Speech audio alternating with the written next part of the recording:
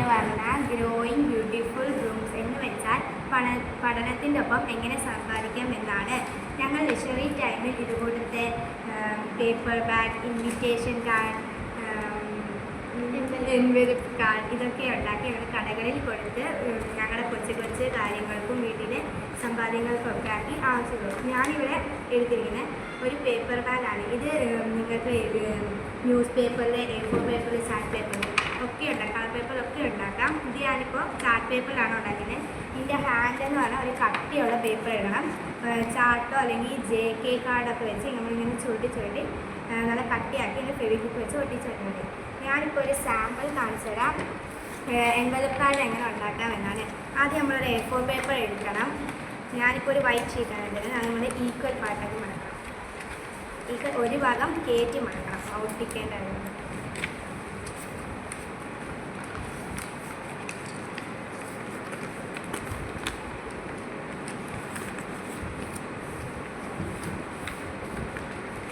മടക്കിയിട്ടുണ്ട്.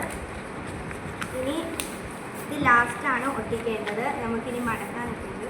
ഇനി ഇതിൻ്റെ മുകൾ ഭാഗം ഒരു 1.5 സെൻറ്റിമീറ്റർ, ഒരു 2 സെൻറ്റിമീറ്റർ മടക്കാം. ഇനി താഴെ ഭാഗം ഒരു 1/2 സെൻറ്റിമീറ്റർ.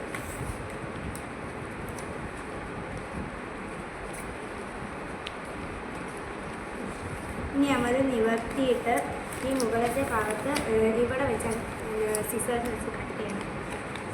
അതിൻ്റെ കറക്റ്റ് അളവിൽ തന്നെ നമ്മൾ വെട്ടണം.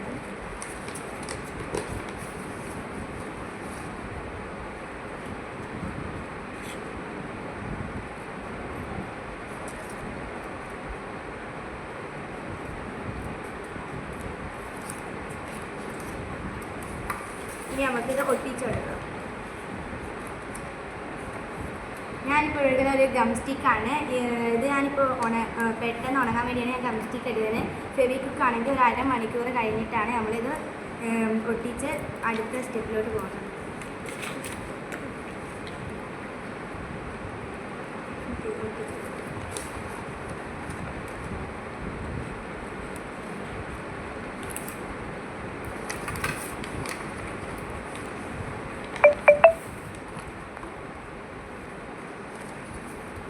ഇനി നമ്മൾ ഇതിൻ്റെ താഴത്തെ ഭാഗം തിരിച്ചു മാറ്റാം.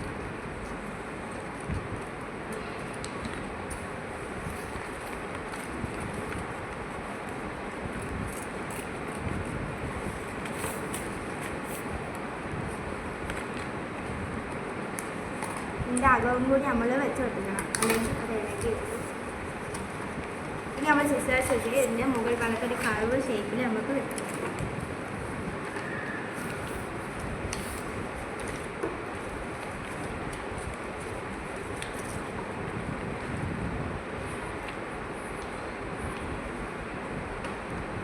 ഇങ്ങനെയാണ് എൻവലപ്പ് കാർഡ് ഉണ്ടാക്കുന്നത്.